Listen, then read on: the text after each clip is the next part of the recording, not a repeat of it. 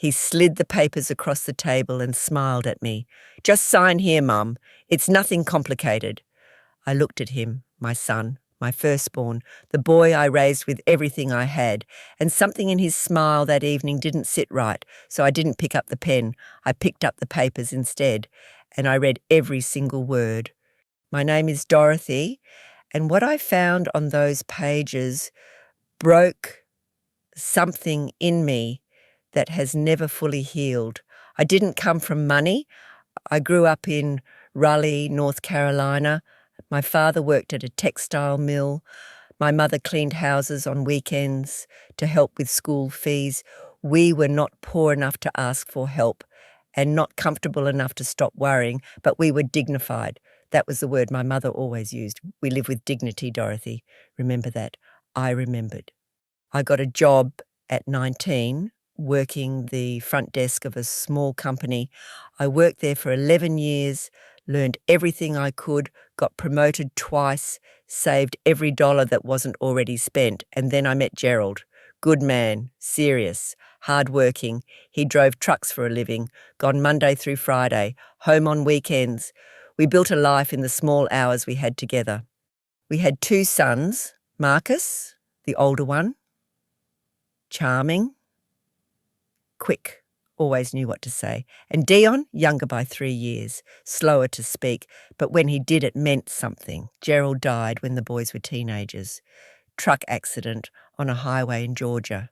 A Tuesday morning in November, and just like that I was alone, with 2 teenage sons and a mortgage, and a heart that didn't know what to do with itself. I kept working. I always kept working. That was the only thing I knew how to do. And over the next 20 years, I did something I never expected.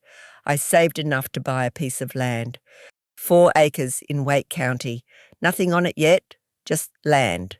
But it was mine. I paid for it in full. No loan, no partner, no help. Just 20 years of discipline and sacrifice and saying no to things I wanted so I could say yes to something that would last. That land was my retirement, my security, the one thing I had done entirely for myself, and I told both my sons about it. Marcus especially seemed proud of me. "Mum, that's incredible," he said. "You did that all on your own." I smiled. I did. I should have paid more attention to the way he said it, the way his eyes moved when I mentioned the deed. But he was my son, and I trusted him the way mothers trust their children, completely, without question. That was my mistake.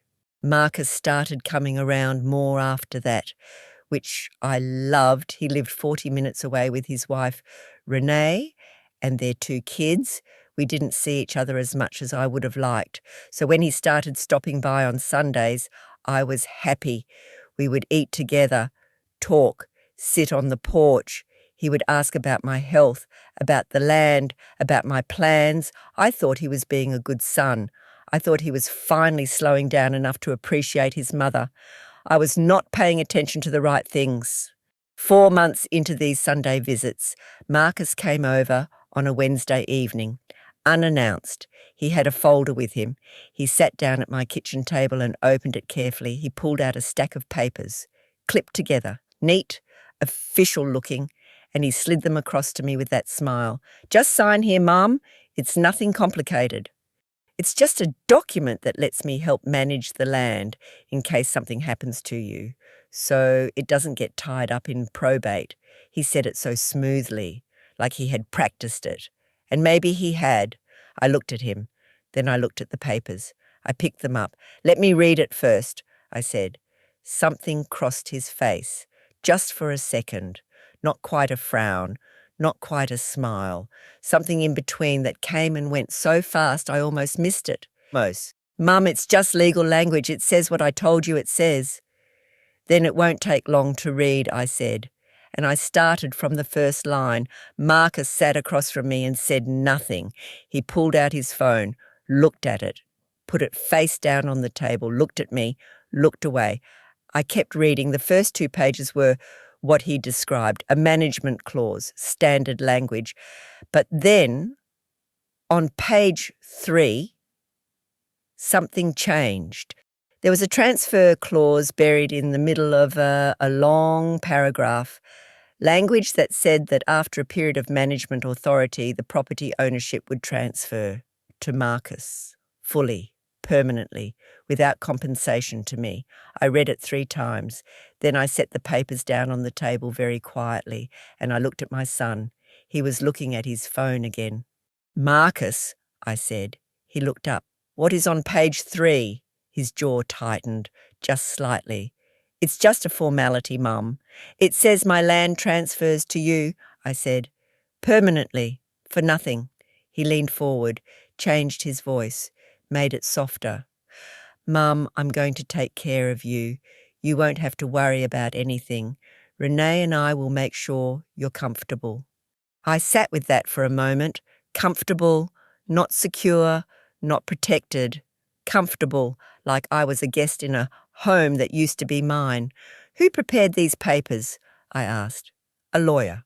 "Which lawyer?" He paused too long. "A friend," he said finally.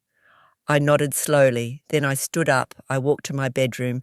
I opened the drawer beside my bed, and I pulled out the name card of the attorney who had helped me purchase the land. I came back to the kitchen. I placed the card on top of the papers. "I'll have my own attorney read these," I said, "and then we'll talk." Marcus sat very still. Then he picked up the folder, stood up. "You don't trust your own son," he said. His voice was tight now, quiet, hurt-sounding. I looked at him for a long moment. This man I had held as a baby.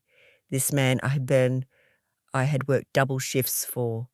This man whose college application I had stayed up until 2 a.m. helping with. "I trust you, Marcus," I said, "but I read the papers." He left without saying goodbye. And I sat at my kitchen table alone, with a cold cup of tea and a heart that felt like it had been wrung out. My attorney reviewed the documents 2 days later. She called me that same afternoon. Her voice was careful, professional. But what she said was not careful at all. She confirmed what I had read. The papers would have transferred full ownership of my land to Marcus, irrevocably. Once signed, there would have been nothing I could do. She said she had seen this before. Adult children, aging parents, property. She said it more gently than it deserved to be said. I thanked her and hung up the phone, and then I sat in my living room in the house I had lived in for 31 years, and I let myself feel all of it. The betrayal, the grief, the specific loneliness of being wronged by someone you love. I didn't call Marcus that week. He didn't call me either.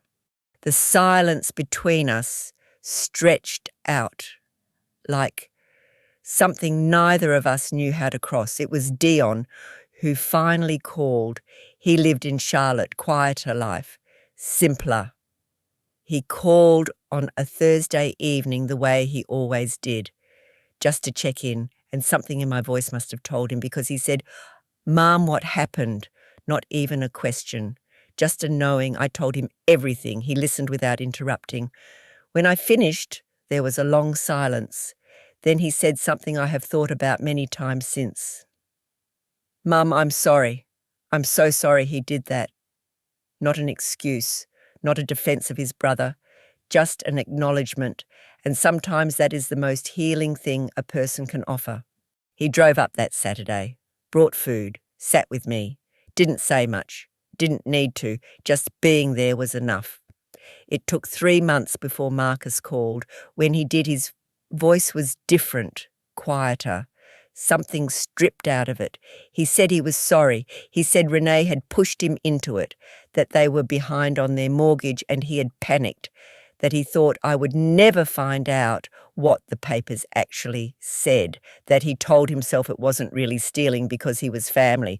I listened to all of it, and then I said something I had been carrying for 3 months. "Marcus, I would have helped you if you had asked me. I don't have extra money, but I would have found a way. You didn't have to take from me. You just had to ask." He broke down on the phone, the kind of crying that doesn't sound dignified, raw, broken, real. I didn't tell him it was okay, because it wasn't, but I didn't hang up either because he was still my son. And love doesn't disappear just because someone disappoints you. It just changes shape. We are still finding our way back to each other. It is slow. It is careful. Some trust once broken takes a very long time to rebuild, but we are trying, and the land is still mine, 4 acres in Wake County, paid for with 20 years of my own hands. And the lesson I carry now is not about suspicion. It is not about assuming the worst of the people you love. It is simpler than that. Read what you sign, know what you own, and never let anyone rush you past the words that matter, not even someone who calls you mum.